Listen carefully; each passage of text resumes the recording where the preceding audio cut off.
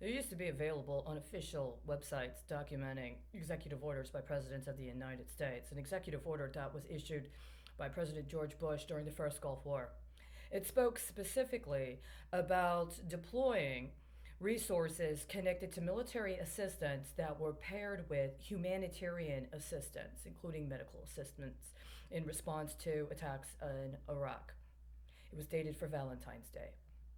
I remember it very specifically because when I found it, I was concerned that it had, in the intervening years, been used in other processes that attempted to pair things that would have been necessary for some sort of industrial development, including the kind of industrial development that complements military operations, with healthcare, especially healthcare under the guise of some sort of humanitarian or disaster relief or emergency assistance.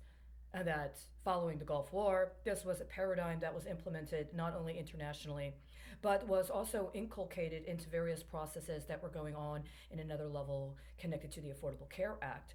And the means by which they intersected with or engaged via the systems connected to the financial systems, including with the decommissioning of the previous borders that existed between financial services, banking, and insurance, had very profound implications.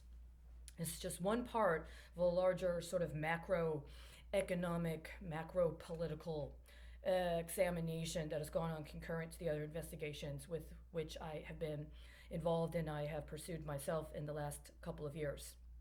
Some time ago, this specific executive order got a different characterization in certain places. This has been happening, especially in the last year and a half, but not just the last year and a half. Certain things that are acknowledged on what are alleged to be official government websites, specifically connected to executive orders, change. And so you have to find other ways to actually verify the source material. A lot of public libraries are closed. So getting actual access to hardcover books is hard.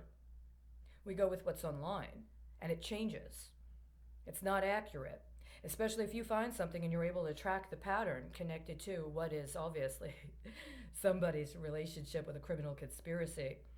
They try to change the information and compel you to concede that it was a problem with your memory, especially if there's been some sort of other kind of process going on at the same time, attempting to get you to doubt your confidence. Nonetheless, I saw this on several occasions, and I analyzed the trend patterns for several years and believe that this was connected to elements that were identified with the Affordable Care Act, but I think it's connected to something else. See, last year, there was alleged to have been a phone call that the president made to the head of state of another country. However, a short time before that head of state and the president of the United States had that phone call, there had been an announcement from the central bank of the Ukraine discussing the fact that the maturities on certain long-term securities from the Ukraine that went back in some way, shape, or form to the post-Soviet period were about ready to be able to be paid off. That the Ukraine had asked a variety of its creditors and a variety of its associates to hold off for a short period of time on collecting their payments because they were implementing measures to make adjustments to their economy so that they would be in a position to be able to pay them back. And the information available at the beginning of the summer of 2019 was that every country had pretty much agreed and gone along with this except Russia. Nonetheless, these other countries that had agreed to that paradigm were set to be able to expect for the Ukraine to be able to pay them back on the terms that had been negotiated in the short time frame that was yet to come. And then all of a sudden, right before the time frame during which those repayments were supposed to start, the Democrats are bringing up a big hullabaloo about this call that the President of the United States made to the head of state of the Ukraine. Now, there was supposed to be this consideration of what the implications were. And the president kept trying to drop hints. Why isn't anybody investigating Joe Biden's son? I think the question is, why isn't anybody investigating the son of Joe Biden that's no longer alive?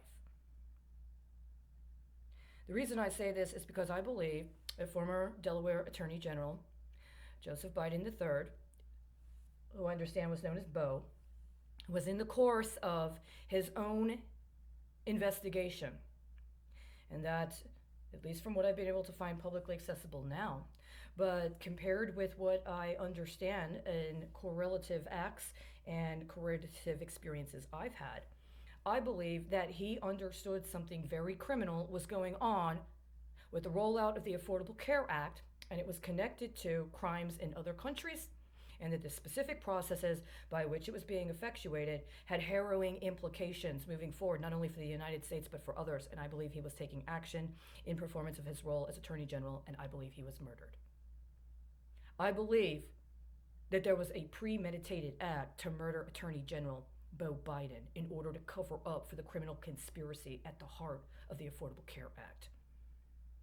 And I'm in a very difficult situation because I do not think it's appropriate for presidents or for people in Congress to play this political volleying game where they allow for the strategic, premeditated murders of people in political office in order to cover up for crimes that people have just not seen fit to appropriately prosecute for 10, 20, 30 years. And expect the rest of the country to cede our own efforts at political representation to people that won't even expose the murderers of family members, who, by the way, were not just family members, but were actually democratically elected members of political office that were supposed to serve under their command. If you're my commander-in-chief and you're willing to aid and abet the murder of my colleague and expect me to keep quiet about it while continuing to salute you, well, I'll just say there's a reason I never went in the military. Because I wouldn't do it. I won't do it. And I won't support anyone who does. And unfortunately, both of the major party candidates right now and their vice presidents have done just that in one manner or another. We do not have the political capital to afford this upcoming election. And they know that, and so do other people. I had every intention of making a good faith effort to run for political office, even while I was on the streets. But I believe they're planning a terrorist attack for this upcoming election. I believe they are literally planning a terrorist attack for this upcoming election, and I believe both the Democrats and the Republicans know, and they're planning to opportunistically avail themselves of the advantages to the best of their abilities, rather than allowing for the people of the United States to be made aware of these facts and to be able to take appropriate action. But if we are this far along into a murder spree, including of people in political office, that can be identified as running concurrent to specific people's election campaigning strategies, including election campaigning strategies that allow for accepting campaign donations from people that are obviously conflicts of interest. And we cannot accept that anything about this election process is legitimate. This is not a legitimate election. The election of 2018 was not a legitimate election. This is not a legitimate election process. And it's not just because independent and third-party candidates have been actually prevented from being able to legally fulfill the requirements they would need to, including in getting in-person signatures on petitions that can be verified in order to put them on the ballot. That's just one example of how illegitimate this current election process is. And it's fair in the face of this illegitimacy.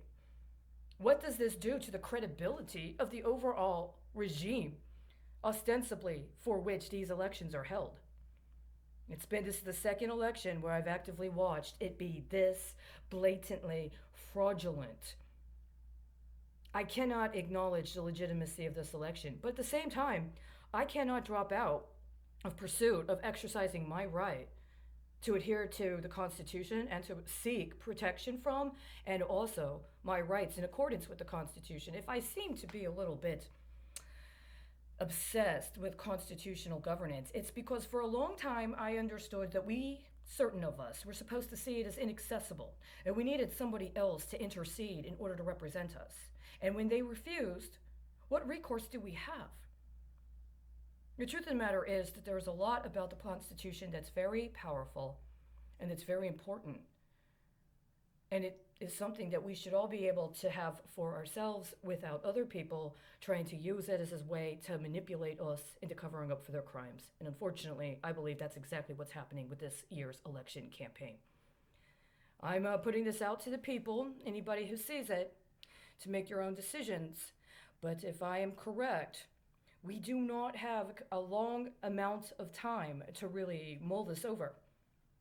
I believe the upcoming November election is completely 100% illegitimate. I believe they are planning a terrorist attack for election day in one way or another. And I believe we have a right to exercise our rights to the Constitution to not let them get away with it.